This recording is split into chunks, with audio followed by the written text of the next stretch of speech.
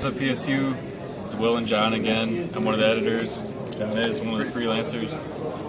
We went and saw Dragon Age Inquisition at the EA booth there, and overall pretty positive. John's more the BioWare Dragon Age guy, so I'll let him start off. Yeah.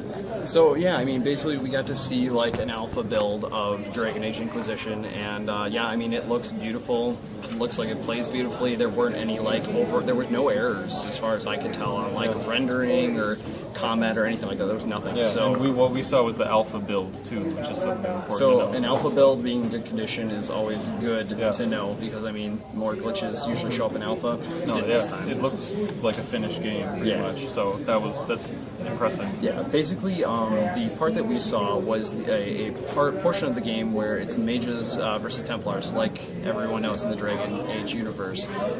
Basically, you are the Inquisitor. You are there to essentially stop this war. So, I mean, and then they went into explaining like how your Inquisitors build, like you know, the different races. You obviously have your creation character back. You have the gender you can pick. You have, I believe it was 3 classes and 4 different races, if I remember correctly. Correct. Yep. Yeah. And basically, they said anywhere that you can see in the game, you can go to, which is pretty awesome, I think. Yeah, they said it was easily the biggest Dragon Age that they've ever created, and they said it was far beyond the biggest play space out of anything that they've done. So. And you have the freedom to interact with the NPCs as you want. You can attack them, you can talk to them, you can do whatever, but if you do attack them, be prepared to be attacked back. So, I mean, that was kind of interesting. They had a lot of cool things with talking about how your impact on the environment that you're in. One of the things you're talking about, he happened to run into a bear on the path that he was going to, and he talked about how you can actually go out and hunt all of the bear in the area. And if you keep consecutively killing like bears in the same area, eventually their population will decline. It will actually go away. So that was actually kind of interesting. And they said the same thing with like troops on that you influence in different areas. If you have a higher influence in a certain township or area like that, there'll be more troops on the road or something guarding the area or whatever is relevant to that time or whatever you're doing. So yeah, I was gonna say, and then also they showed off mounts in the game, which was kind of an interesting turn of events. I mean, I think they're trying to move away from your stereotypical, I guess, Skyrim fast travel, as most people would know it as. So it kind of gives you an incentive to run around on your own and explore more. So they give you a mount, makes it a little faster. Then they also have not just like regular horses, but apparently exotic mounts that they described. So.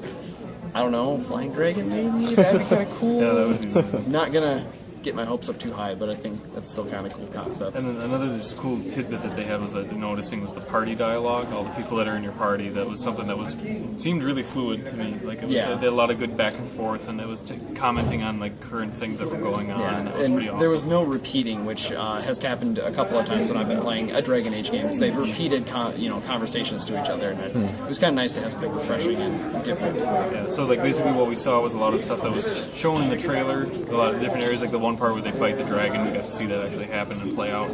That was a pretty cool area that they did. And then after that, they followed and concluded this fight in this temple, and this kind of segueing into the theme of repeating. That was one thing that I noticed that was out of the whole thing was really good, but one of the things was just the boss seemed to repeat the same 3 or 4 lines of dialogue over and over and over, sometimes right back to each other, and it just seemed kind of something that, like, I'm assuming they'll get to and kind of change a little bit. But then they actually introduced also a crafting system where you could essentially make your own like weapons, armor, I'm assuming enchant, make them more powerful, that kind of stuff. So that was also something cool to see. And then apparently you can also do, I don't know if they're going to decide to make it more extensive in towns or like, and then little lackluster on the crafting when you're by yourself, but I don't know, it was something that, another interesting mechanic that they put in. And then they had one thing they talked about was called the war, the war table. Do you remember that part on there? Yeah. So essentially Mass Effect 3, your war resources, they're talking about something similar to that. So, yeah, if you're familiar with that, I mean, basically you recruited, different like armies, that kind of stuff, to add to your resources, so that when you took on the final battle in Mass Effect 3, you had like more preparedness. The Earth was less destroyed, all that kind of stuff. So, just kind of based on the accomplishments. So, this assumes that fairly early on, you're going to be able to just try to take on the end by yourself. But if you go through, gather these resources, gather allies, that kind of stuff, assuming that the ending would turn out better if you did that. Yeah. So. And one thing too that just kind of seemed striking to me, I'm sure you saw it too, that was how one of the parts that we saw leading up to the very end of the game, or the demo that we saw, was that it seemed like a party member was just flat out killed when they were opening the door. So that was just an interesting... They left a big cliffhanger. They left a huge cliffhanger, but that was just kind of strange. We weren't told how far into the game that part was or what it was. They just said, we're going to conclude it, so we're going to jump up. To my knowledge, it was Liliana, so she's obviously been in the game since the first one, so kind of interesting to see what they decide to do and if they kill her, I'm going to be so angry. Yeah, so that was...